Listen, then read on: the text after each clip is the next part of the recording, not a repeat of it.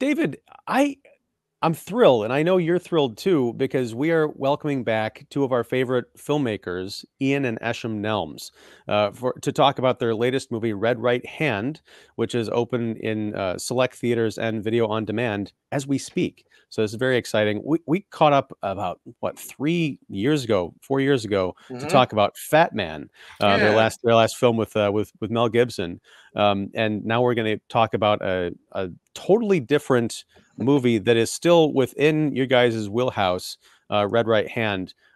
It's shaping up to be one of my favorite films of the year.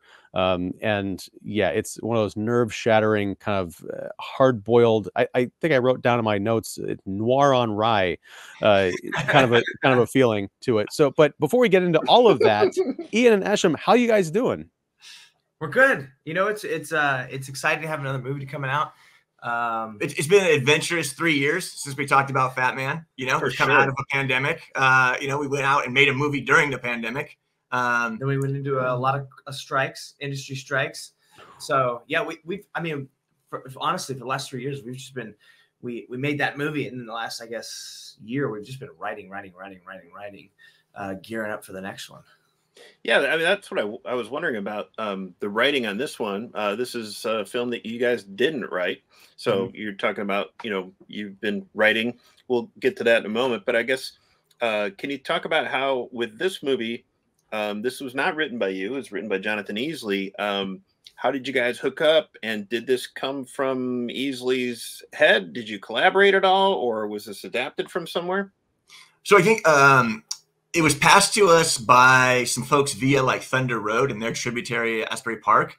A couple of producers, Jason and Zach over at Traction, had optioned the script from Jonathan a few years ago now, but they saw Small Town Crime recently, really liked it. You know, then they saw FATMAN and they're like, okay, maybe these guys will fit for this, Southern thriller we're popping off here. So it landed on our desk. And Thunder Road had actually passed us a few scripts. We'd done some work with them in the past, like a writing job. And they liked us. They liked Small Town Crime, and we'd had a little bit of a relationship with them. And they had passed us a couple of scripts that we were like, this one doesn't quite hit us in the right spot. This one doesn't quite hit us in the right spot. And then this one hit us. Man, I think it's the characters and the setting. It's not a typical thriller action piece for us.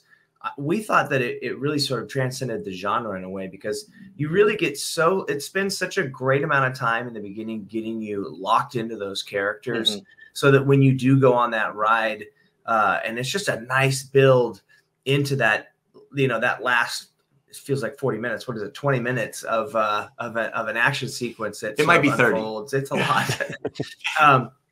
But it just has such a nice build. We were so excited about the characters. Rarely had we seen Cash or a Big Cat like that before, and the dialogue was just crackling. So, and then I mean, Ash and I had a meeting actually with Orlando a few years previous, right after Small Town Crime, and he liked that movie, and he was like, "I want to do something like this with you guys." Yeah, because I think our interest in this was kind of a tandem thing that happened, right? So we met Orlando after Small Town Crime. Sat down with him, just got along with him like gangbusters over at breakfast. And we were just like, man, we really like this guy. It'd be fun to work with him. And he was really hungry to do something outside what he had done before. And during that breakfast, just digging into who he is as a person and what his interests were, we just saw a different side of him than this sort of like dashingly handsome heartthrob, elf that we'd seen before. And we're like, wow, this guy's got a lot of gears. Like, I think it'd be really cool to explore those. So then cut to, couple years, a year and a half ago when we got Red Right Hand, I looked at each other after reading it and go, what would be really interesting is to throw someone like Orlando in this movie and give a performance that no one has seen him do before, right? Yeah, I mean, one of the things that when you read a script, or write a script, is you're thinking like, who would play this character? Like, who would be a great character? And then your mind starts drifting to like, you hit the usual suspects, and then you sort of start drifting to some crazy, cool, fun ideas. And for us, like, Orlando was just that really cool idea. If he was down to do something like this, it could be really incredible. Because there are some more, rather pedestrian choices for it, right? That you've seen do this genre of film many, many times. And you were like, that didn't interest us. So that's what got us sparked on it. And then the collaborative, like once we liked the script, but we wanted to work with Jonathan a little bit to like, you know, do some like different things throughout, right? Little tweaks here and there, nothing big. I got to give him so much credit. He is by far the best collaborative writing experience, or, you know, that we've had to date, I would say. And we've had some like decent ones. But he really did such a bang up job. And we would like, you know, we all brainstorm together, and then he'd run off and like do the draft and come back and send us stuff. And he was like, you know, you come up with ideas and you're like, hey, what about this, this, and this? And you're like, oh, cool. Well, you don't realize the ripple effect of that every time, right? Like that's going to change stuff upriver, downriver, all over. Jonathan was like getting in there and like figuring out all those problems that we were creating with our notes, like way downriver. He was full sending it, like transcending like our expectations on how hard and how tenaciously he would attack those changes. He just did a fantastic job. Yeah, and then of course we were, you know, much more invested in the script after that. So we were really pumped to make it after that. And we went out to Orlando, got him on board. Yeah, it was a lot of fun. We had a blast during the writing process of that. So, I mean, the movie, Bloom stars as a guy named Cash who, you know, he's got a troubled past, and he gets roped back into a life of crime when his brother-in-law and his niece, they come into some financial trouble because the brother-in-law ends up owing the farm to the local crime boss, played by Andie MacDowell, playing Big Cat. You want to talk about really interesting casting choices? I mean, they're all over this movie. The thing that struck me, and I wonder if this comes from Easley's background as a journalist and a political writer, is, you know, it's a Southern set movie, but it doesn't tackle things in the way that you might expect from, you know, a genre film. It's not full of a bunch of like racist rednecks, and, you know, the dynamics between the different types of people that we meet in the film they feel very specific, almost as if they were created by someone who's been out and about among people instead of just watching movies about people. Is that something that you responded to on the page? Is that something that was sort of finessed throughout the process? Dude, you nailed it, man. That's exactly it, right? Like we really wanted to see a different perspective of that demographic of the South. And Jonathan is from the area. He's well versed in the demographic. He has those people in his blood, right? He understands them quite well. Obviously, when we got there, you know, we're from Central California. It's a bit of a different vibe, you know. We are from the country. We're from a rural part of California, but we went to Kentucky and started pre-pro, and we're running around the hollers and the old, like, we shot this literally in Knob Creek, like old bourbon, you know, bootlegger country. Yeah. And there are some colorful characters hidden in those hollers, man. And we really got to meet a lot of them. And we realized every day how much more accurate Jonathan's script was. Yeah, man, it was interesting. But it has more of a contemporary slant to it, right? You don't feel like these people just crawled out of a cabin and they don't know what's going on in the world, right? It's a worldly demographic that lives there in those hollers. And Andie MacDowell was an interesting one because she was definitely on our radar, and like, we love her. We loved her past projects, but big fans of her work. But we didn't think this would be something she would be interested in. So she was on one of those sort of first lists of like, hey, these would be really cool possibilities, but we just didn't even think it would be possible to get her, because we were just like, you know, why waste, you know, a month trying to get a read? I've never seen her do anything like this, and we didn't know her, so we were just like, I don't know. And then her agent passed it to her unbeknownst to us, because as it works, you know, the scripts that are rolling, they start to go out to some agencies, and then agents get a look at them and say, you know, I have a client that might be good for this. Well, her agent, you know, kudos to her, because she was just like, I think Andie might dig this, passed it to her. Andie read it and then hit us up and was like, hey, I know you haven't seen me do something like this, but I have this in me. And we sat down with a Zoom call with her, and she was in like leather pants, and she was just like, she was in Big Cat mode. But she was so totally pleasant. We were laughing, having a good time. It was a great conversation, but you could see those flares in moments that obviously she was doing on purpose to let us know that was all there for her. Like, yeah, she could do this. There was a definite edge to her. And I remember she was like, yeah, I can definitely do this. Just ask my kids. Wow. So I'm curious, because she was on, you know, one of your lists of like, oh, I'd like to work with her. But so what was it about Andie MacDowell that you said, oh, maybe she could be Big Cat? Or is it just a matter of like, oh, maybe she could have a part in this movie somewhere, and she ended up becoming Big Cat? No, we went to her like when we sat down with her, we knew she could do Big Cat. Okay. Yeah, there's no doubt. And obviously, like, you guys, look, we're putting Orlando as Cash. Like, that's what excites us about these movies. And we're not going to go out there and recklessly cast something like, hey, why don't we just put random, never done, so-and-so from Broad Comedy and like land them in this. That's not going to work, right? But like, if you see the inclinations, if you see the tendencies, if you know they're going to put in the work to channel that character, then we'll get excited about something that's a little more out of the box. We thought she had she has a great look, right? Mm-hmm. And if she could channel like this vicious woman, I mean, that was the question, and I think it would have taken a Zoom call, like what happened, exactly what happened. Even if we had gone after her and been like, hey, we want you to play this character, I think the question would have been like, do you have the appetite to play this character? Not that could she have done it, but do you have the appetite to play it? Because I think we've seen her do a little bit of this before. You've seen moments where she's like stern or intense. Can be intense, but to be able to carry this type of movie and where this thing goes, it goes into some pretty dark places. So for an actor to be able to take that on, they got to live with that for like a month or so. It's pretty vicious. She's uber talented, and know she can do it. It's just, does she have the appetite to do it? Yeah, that's the question. Or has she been given the opportunity to do something like this, which she probably hasn't. Yeah. I watched it and I thought, like, man, she could go toe to toe with anybody on Ozark. Amazing. I think so. That's awesome. Yeah. She was amazing. Yeah, we crushed it. Speaking of casting, we also have Garrett Hedlund, who I love, and I'm like, man, this guy was a Terminator, and now he's this, and this is amazing. But yeah, he plays this kind of this preacher in the area who's got a sketchy past, and I mean, what was obviously you were probably a fan of Garrett, like all of us, but how did you wrangle him, and what was his kind of appetite, if you like to use the word you said, for this type of material? For us, Garrett Hedlund's like a Sam Rockwell, like a Walton Goggins. He's one of those like incredible, undefinable, unquantifiable actors that we've always wanted to work with. And there's nothing he can't do. Exactly. Right? You're like, whatever you put, if he's into it, he can do it. That guy could figure an angle into it to where you'll just sort of you'll be slack-jawed watching him through a few of these intense scenes or these amazing scenes. And I do remember like a bunch of the guys like that were in Big Cat's gang, like Kenny and Nick, were like, watch Garrett. Just watch him during this, and they're all huddled around the monitor, like watching Garrett. And that was fun too, right? Because as filmmakers, we love that guy. We love his performances. We're so excited to have him there, and then to see the younger guys, having as enamored as we are with nerding out just about all the nuances of his performances, standing around just like really trying to learn something and pick up something off of him. Like, you see the way he tilted his head? Oh my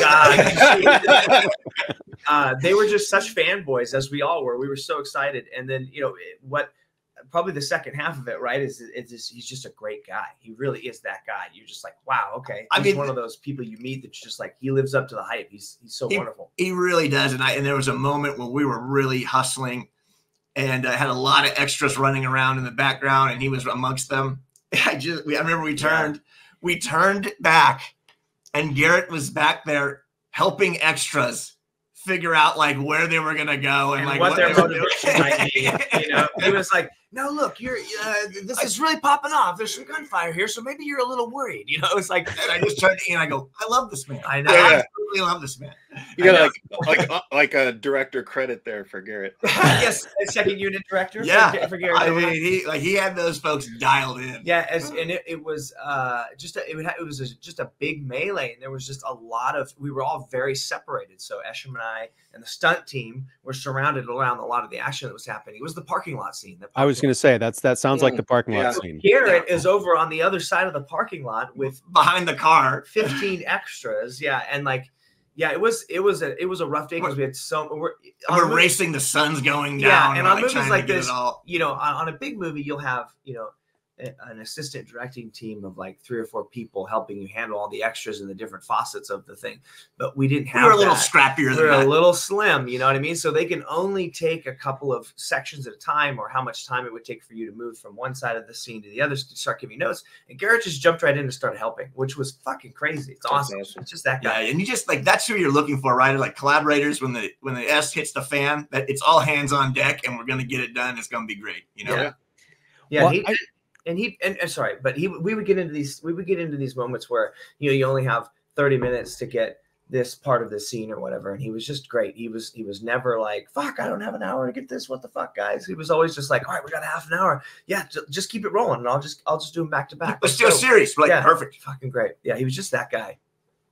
Now, I wonder about his casting in particular, because as we've all established, he's played some great heavies, some great, you know, kind of psychopaths.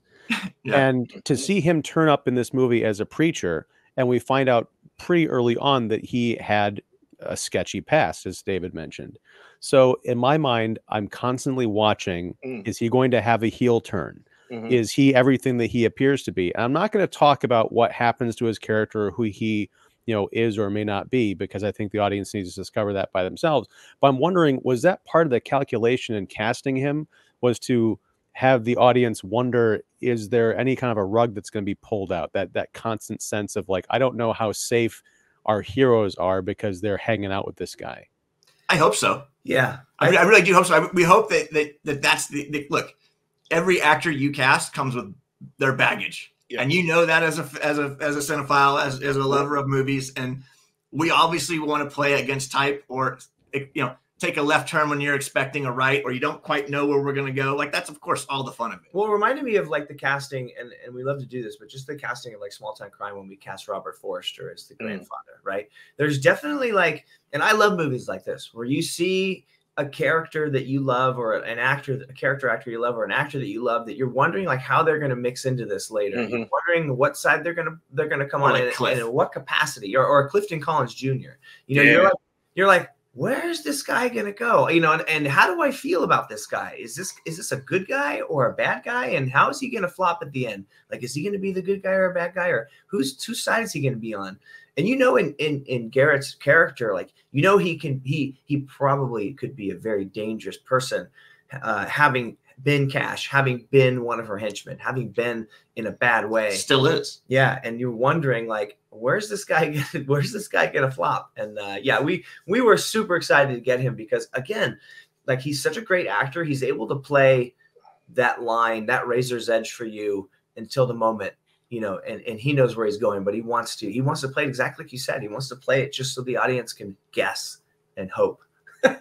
Yeah. Since you were talking about the parking lot scene, can you talk about shooting that with your DP? And did you have like an idea of like, okay, I know you mentioned Scrappy. Is this, I noticed, at least watching it, that like, oh, the brothers are doing something different here with their camera work here for this particular sequence. You know, can you talk about maybe a different approach you had to shooting that?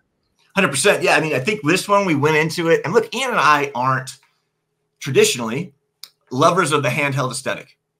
We have a love of design and photography that's locked off. It doesn't, you know, but we had been watching a lot of movies where we found it really effective as of late. And we thought, wow, you know, like, I think going into this one, it would lend itself to a little more handheld aesthetic, a little more intimacy, a little more voyeuristic, you're sitting next to them kind of feel.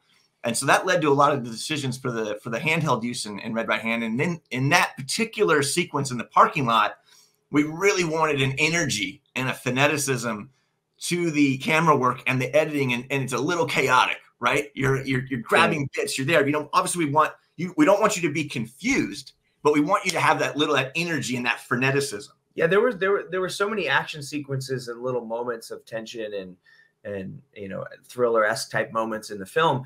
We really wanted to try to find a look and a feel for each scene that felt different. And that one had such a great feel of like one of our commitments to the handheld was like, hey, we want to really handheld almost all, if not all, of the family elements in the film, because we want that to suck you in a little bit more. So when we're on the farm or we're in the house, or, you know, they're having a moment with the family, like, we're handheld, hopefully drawing you in. And in that fight, it just lent itself. You've got two main family members in there. You've got Wilder, who's extended family.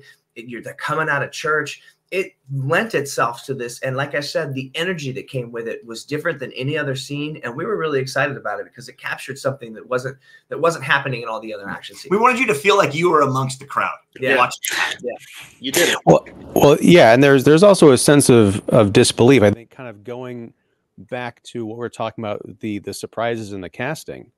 I mean, you literally have people coming out of church on a Sunday, and then there's a parking lot, and something bad's about to go down. But in the back of my head, I was thinking, how bad could this really be? They're in public. It's a church parking lot. Yeah. But what happens, and it just goes to show the brutality, the mindset of the people who were, who instigated what happened.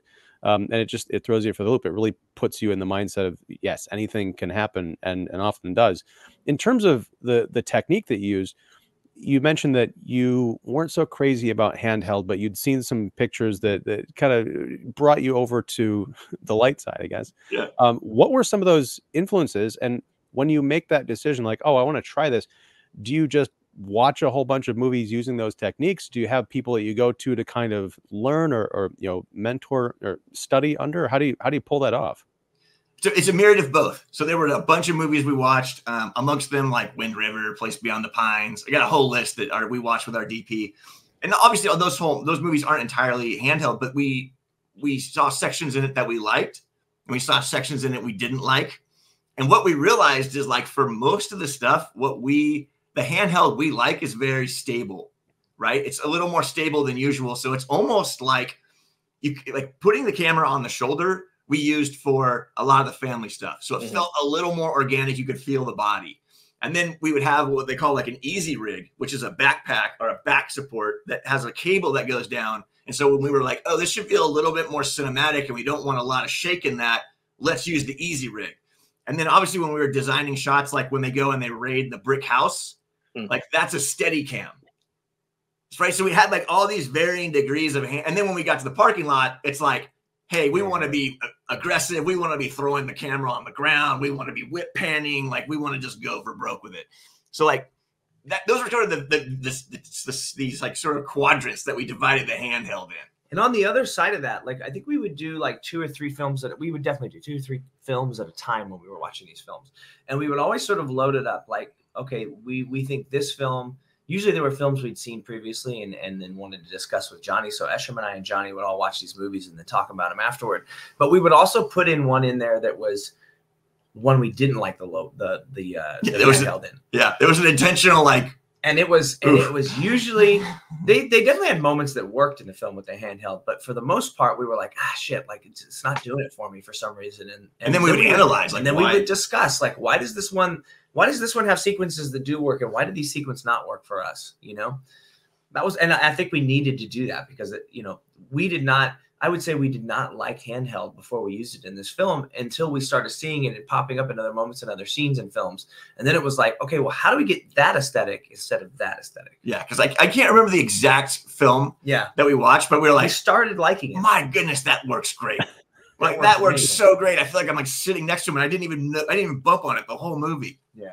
I have to say in a lot of the recent films that I've watched, where drone footage is used, it's a little bit of a overuse of it, and it's a bit of an eye roll from my perspective. But I was actually relieved with the drone footage here because I could actually like come up for air and breathe, because everything else is like kind of like so intense. And I'm not just talking action sequences, but just in between people and interactions, like, oh man, okay, yeah, let's get an establishing shot here. Let's get a drone shot in here. Okay, I can breathe now. Brilliant. No, that's by design, right? Because we wanted that juxtaposition, right? Yeah. Like, let's let it breathe. Let's come out and like, because when you're in those trees, man, those canopies, it's like smothering. You can't see the horizon line. You just see this like big wall of green everywhere. And then you get out and you're like, oh my God, this is beautiful. Up from, 180 feet in the air. Or even some of those action sequences, like, there's times when you want to get in close and you want to see the gunfire and you want to see the expression on people's faces and you want to see when they get hit. But there's also times where you want to see the geography. You want to get out and be like, okay, I got it. Let's get back in. Okay, I see how he gets there. I see how that connects. I see him over there. Great. Let's get back in. Like we were, and that's editing and then having the footage, right? And we were definitely more, we love like a lot of earlier Michael Mann's like Heat and stuff, where you really have a perspective of where you're at in the action placement. Rather than, and we like to touch back to it and jump back in, touch back to it and jump back in. And the intent, I'm like, I think to your point, David, like, look, I think the drone is a new tool. It's an exciting tool. Yeah.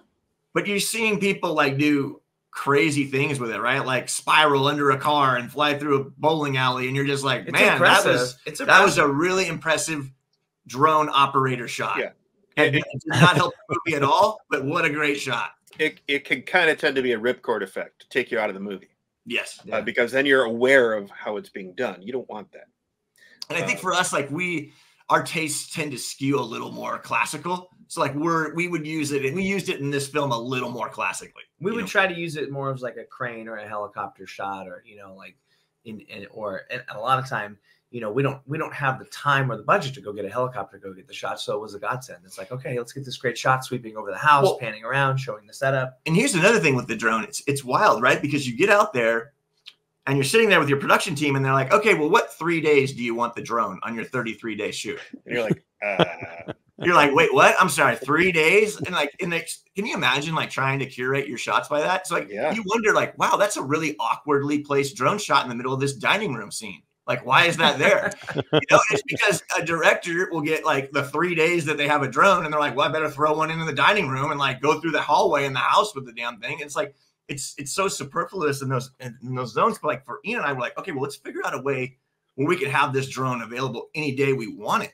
So we're not like trying to pigeonhole, like wedge a square peg into a round hole. It's like, so we ended up getting an operator that was working on the crew, and then we just bought the drone. So it was available whenever we wanted it. Nice. There you go.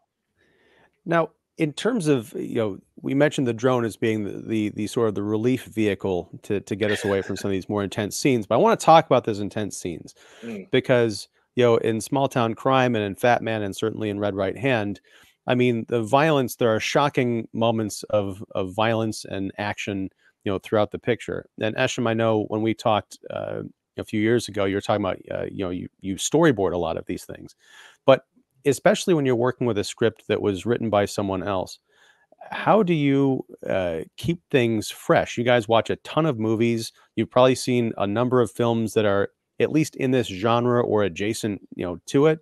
So when you read something or even you're writing something, how do you say, I can do this in a way that's never been done before? Or maybe you lean into convention, but you zig instead of zag. How does that come together for you as an artist and as filmmakers? I think you're right on topic. It's exactly how we think about it. We go, okay, well, if we've seen it before, what's a 15% turn we can do on it? Or we've seen that before, we got to do something different. Yeah, we're constantly trying to subvert the audience's expectations, or sometimes you can use it to your advantage. You can use a moment that everyone knows and then have the ending of it be completely different and throw you a curveball that you weren't expecting. And those can be really fun. So, and that was part of that. That was part of that development process we did with Jonathan for a few weeks there, is just trying to zig and zag around some of the conventions of the genre. And he'd already written a great script, but it was just like, especially in some of those action sequences, they can get tiring if you're just wall-to-wall action. Now, we were like, okay, we're invested in the characters, great, but you don't want to see an action sequence go down the exact same way you saw it go down and just be able to sort of paint by numbers through the action sequence. So we had a lot of fun throwing in monkey wrenches and moving characters into corridors and rooms and having things happen to get them to those places that you wouldn't expect. Yeah, I think there's also for us pacing in a film, right? You don't want to have action fatigue halfway through a movie where you're like, wow, I'm just going to queue through these next 3 action scenes because I'm just overloaded, and I've actually found that happening to me on some of these more recent like gun fu movies. I'm just so fatigued by the 50-yard line that I'm like, wow, I don't know that I can watch any more operatic gunfighting. I think I'm over it. So for us, it's like it's got to be very like you don't want to burn you out too much. You want to just kind of like try to find a pace that keeps the audience engaged and it builds to a crescendo at the end, and hopefully we're throwing enough variety in there, right? So like there's a very pivotal moment in the middle of the film, and we go for broke because it's got to be shocking. It's got to push the protagonist over the edge, and it's got to incense the audience to the point where you're like, shit's got to change right now, right? She needs to die. And so that's like also like looking at the story, right? And how that's mapping, and like, okay, this scene needs to be utterly and completely impactful and devastating. And this moment right here could be that, but that's too early. We don't need to burn it there. We burn it here, And on that note, within that mindset, do you also have like a line that you're like, all right, let's go to the edge here, but let's not cross that because that's too much? We're constantly trying to push that. Absolutely. and look, man, like some people's lines are further than ours. Right? Yeah, so true. And some people have, weaker stomachs than we do. So yeah, you're talking about two guys that were showed Terminator when we were 7 and 8 years old. Same. And it was, and we couldn't get enough. We were like, oh, this is amazing. Like this is what I want. Best movie ever made. Enough of like Alien and Aliens and like. And I remember our parents walked in and like Arnold's like cutting out his eye, and when like pulling the skin off his arm. My mom's like, oh my god, and she was out of there. We're like, oh, this is amazing. Like, parents have a tendency to just walk in at the most unopportune time. That awkward sex scene, and it's like, oh man, why did you walk in here? So great. I was wondering too. It's like when I was watching this, I'm like, oh, Orlando Bloom's back in Kentucky after Cameron Crowe's Elizabethtown. Did you guys ever talk about that? He 100% did. We were driving around. I'm like, Elizabethtown. And he's like, and then we get on set, and he's like, yeah, I shot right up the street in Elizabethtown. We're like, oh, some of the best years of my life. I'm like, okay, amazing. Because that's so funny. Because over Christmas break, I was driving down with my family from Chicago to Florida, and we had to make a stop in Elizabethtown. I'm like, oh, here we are, and then I watched this movie, and I was wondering, like, I know that here this is a very geographically distinctive movie, and I was wondering, you could call it like redneck noir or whatever you want to do, but like, were there things within this genre that you like decidedly did not want to do? Racism for sure. That felt that for us felt completely out of place and didn't have a place in the story for us. Okay. I'm glad that we're talking about this, because I'm going to tiptoe my way around it, because I'm going to reference a very specific scene, but there is a scene where there is a black character and awful things are happening to him.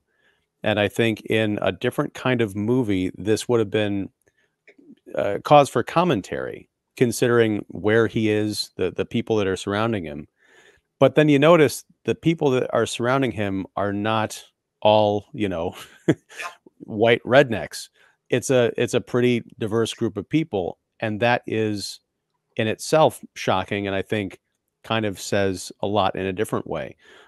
Did it ever occur to you? Were those elements in the original script that you said, I want to sidestep this, or was that in the kind of the vision all along from the written page? It was certainly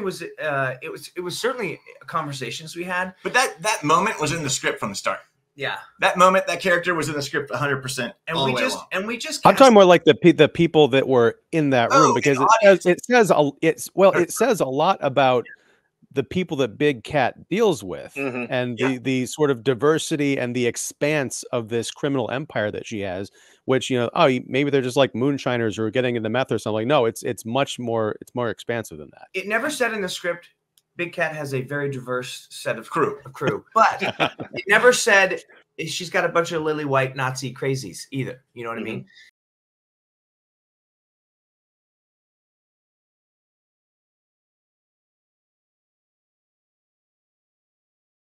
Esoteric, weird question. Blake Snyder wrote a really cool book on screenwriting called Save the Cat. And the premise of the title is that in order to, one of the easiest shortcuts for establishing a hero in a movie is to have them save a cat from a tree or the equivalent, just a really generous, kind act in the beginning of the movie. Like, oh, I want to be behind this person. In this opening of this movie, Orlando Bloom's Cash saves a colt from a breech berth in a barn. And I immediately thought about that. Is that a cosmic coincidence, or are you guys Blake Snyder fans too?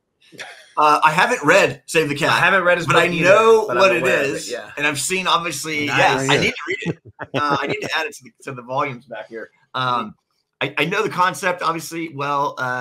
For us, that foaling scene represents the potential for future. It's a theme like rebirth, that things will live on beyond this generation. Which is why, spoiler alert, we pay it back at the end, when she's with the cult at the end.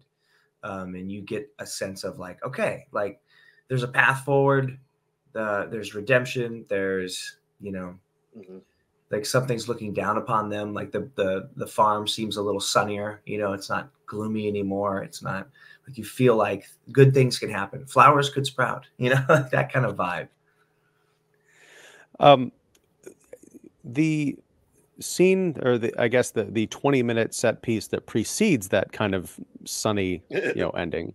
And not to give it away, I mean, this movie could end on a horrible tragedy. You know, it's just sunny. It's just sunny outside while that tragedy. It certainly goes to dark places. So you're in for. I mean, you don't know who's going to make it, who's not going to make it. It's a roller coaster. It's true. It's true. But the climactic kind of a siege on a house, we get to see the inside of Big Cat's premises, and a lot of bad things happen there. Was that? I mean, I assume that was a real location that you just had license to completely mess up. Tell me about scouting this place and how you got the people who owned it to agree to let you blow out windows and kill people inside. Yeah, that's always a delicate conversation with the homeowners. We first of all, we had to search high and low for that place. It was not easy to find weeks because it was so specific in the script on how it blocked out. Right, it needed to have that surrounding wooded area. It needed to have a bunch of things. The front yard. So what's interesting about that house is, first and foremost, the front that we're shooting as the front is actually the backyard. Oh, and the front of the house looks very, very humble, because back in the day, the back was the front, and then when the advent of the automobile and the driveway all became prevalent, they moved it to the other side because you could drive a car into that side more easily. Which posed a huge problem for us because we've got cars driving all over the place in that backyard. And we were like, hey, how do we even get them back there? And that was a very interesting process of staging cars, on a runway just out of the screen. But we'll give credit to Jordan Crockett, our production designer, who put together, something that looked like the front of the house rather than the back. But they were honestly like pretty thrilled to they love their home. They're very proud of their home, the owners. And I think they were thrilled to have it immortalized in cinema, right? That's awesome. And obviously when we go in there, we're handling the place respectfully. They gave us rules, which we abided by. When you're seeing plaster and things like that flying off the walls with bullet holes, like obviously we've created like a facade over their real walls, so we're not just blasting on their walls on a bit. And like those vases and lamps and things are all vases and lamps we put in. Yeah, so we bring in all the stuff. One thing we do, though, is we really like a lot of practical effects, right? So a lot of people pitched us like, hey, you're not going to be able to do anything in this house. Like, you're going to have to just add all this in VFX later. And we're like, absolutely not. Because it just looks so poor. Like, we want particles flying through the air. We want bits of wood going here and there. We don't have David Fincher money, so we can't do that.